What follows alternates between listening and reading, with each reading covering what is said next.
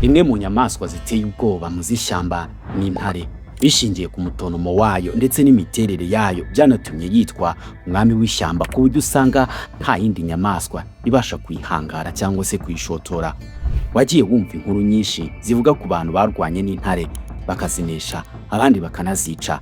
Zimwe mu nkuru nk'izo ni izivugwa muri Bibiliya, izindi ndetse zikavugwa mu buryo abantu bazifata nk'aho ari inkuru mpimbano bitewe n'igitinyiro cy'intare. Gusa iby'inkuru za Samusoni na Dawidi muri Bibiliya barwanye n'intare bakazinesha ndetse bakanazica bifatwa nk'ikimenyetso cy'ubudahangarwa bwabo ndetse n'imbaraga z'Imana ziri muri bo.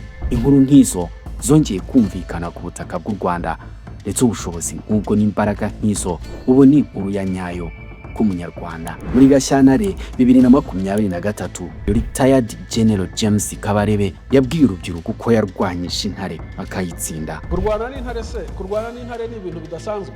Mwese uko muri aha nta muntu utarwana n'intare, nta n'utayinesha yabishatse. Buriya mu nyamaswa zose zibaho, intare niyo yoroshye kurwana nayo. Kurwana n'intare bigusaba gushirika ubwoba, nta kindi. Iyo ugize ubwoba nubwo waba umeze gutera kwica, ariko ubushiritse ubwoba intare ntacyo yagutwara. Ufite inkoni ntacyo yagutwara. Intare ni inyamaswa ikomeye kandi ifite imbaraga nyinshi kurusha izindi mu ishyamba. Ifite umubiri munini cyane wuzuye imikaya ikomeye cyane, ndetse n'amaguru akomeye ayifasha kwiruka vuba ndetse no kwataka ikoresheje ingufu nyinshi. Urwasaya rwayo rurakomeye cyane ndetse rufite amenyo maremare kandi atyaye ayifasha gufata no kwica izindi nyamaswa vuba. Ifite n'inzara zityaye ziyifasha gufata no gushanyura umuhigo wayo mu kanya nk'ako guhumbya. Gusa ubwo bukaka bwayo Retired General James Kabarebe ntabwo ari kabibona. Kurwana n'intare ni nko kurwana n'imbwa. Imbwa iryana, uretse gusa size yayo n'umutontomo nta bindi. Ariko niba mushaka kumenya aho narwaniye n'intare, ngira ngo navugaga amateka y'ubuhunzi yacu n'iki muri make cyane. Ibi byabaye ryari? Mu mwaka w'1982, ubwo igihugu cya Uganda cyayoborwaga na Obote, umuperezida wangaga abanyarwanda urunuka, yaje kwirukana abanyarwanda bose batabaga mu nkambi. Maze James n'abo bari kumwe bose bageze mu Rwanda. U Rwanda narwo rurabanga, ruvuga ko atari abanyarwanda ari abagande, kandi na Uganda yamaze kubirukana.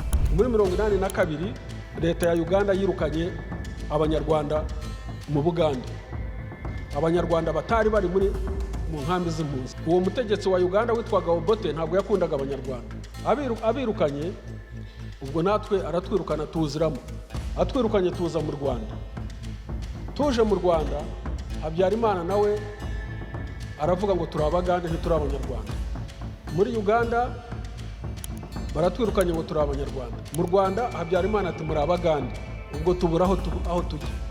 Urumva barakwirukanye ngo uri umunyarwanda hariya iwanyu, uratashye uhageze bati nawe uri umugande.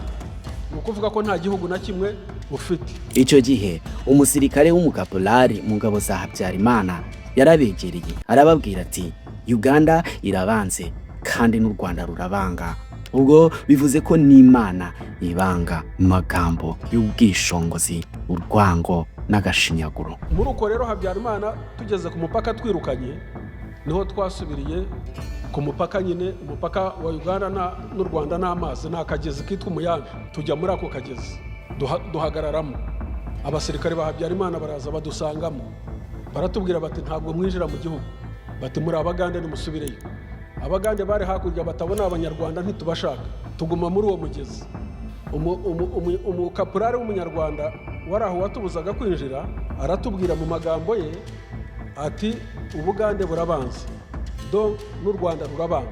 Ni ukuvuga ko n'Imana ibanga, nimwigumire muri uwo mugezi niwe utagira nyirawo. Amahitamo yari asigaye namwe nayo kunyura izishyamba muri parike y'Akagera. Ahangaha niho ibyago byari bigiye kuzira bindi bikomeye. Intare Kabombo, umwami w'ishyamba, bari binjiye mu matware ye, maze ubugome n'uburakari bwinshi arabataka. Reka dukomeze twumve uko byagenze. Tubona gusubira Bugande, tubona abagande bari bakaze cyane bari gutwica. Turavuga tutireka dukate, kuko aho twari turi hafi ya parike y'Akagera, dukata hafi parike y'Akagera twinjira mu Rwanda mu gicuku. Aho twageze ngo twicare tukimara kwicara gutya twari dufite intare iratera, irabanza irivuga, tutiraje turayitegura. Twari twacanye umuriro mwinshi cyane, mu kanya gato twumva iteruye inka idushishije hejuru yikubise nk'ariya. Ubwo twari abasore bato, nijye wari mukuru, abandi bari bato bafite nk'imyaka 15 n'ine gutyo. Ubwo dufata inkoni turwana n'intare ijoro ryose, dukubita intare, ukayikubita ikaguca hejuru ishaka gufata ku ijosi, ugahindukira ukayikubita, turwana n'intare kugera mu gitondo turayinesha.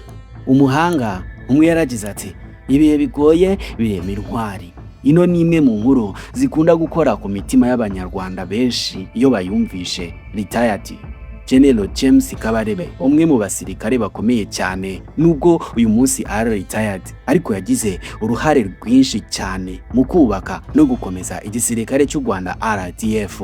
Numwe mu basirikare bakunze kumvwaho ibiganiro byinshi bigaruka ku mateka y'abanyarwanda, cyane cyane urugendo ndetse n'urugamba rwo kubohora igihugu cy'u Rwanda. Urugamba rwatangiye mu mwaka w'1990 rukarangira mu mwaka w'1994 ubwo RPA yabohoraga igihugu cy'u Rwanda ikanahagarika jenoside yari iri gukorerwa abatutsi icyo gihe nyine mu mwaka w'1994. Iyi nanone ni inkuru ikomeza kwibutsa abanyarwanda ko ubutwari buharanirwa ndetse n'agaciro karwanirwa, ko nta waguha agaciro utakihaye, bikajyana n'umurava, ubushake ndetse n'impamvu. Mwakoze kubana natwe, duhure mu biganiro byacu by'ubutaha. Imuze kwibagirwa gukanda like, subscribe ndetse no gusharinga iki kiganiro kugira ngo kigere ku bantu benshi. Ibihe byiza. Iyi ni Murayama Dogs, ndabakunda cyane.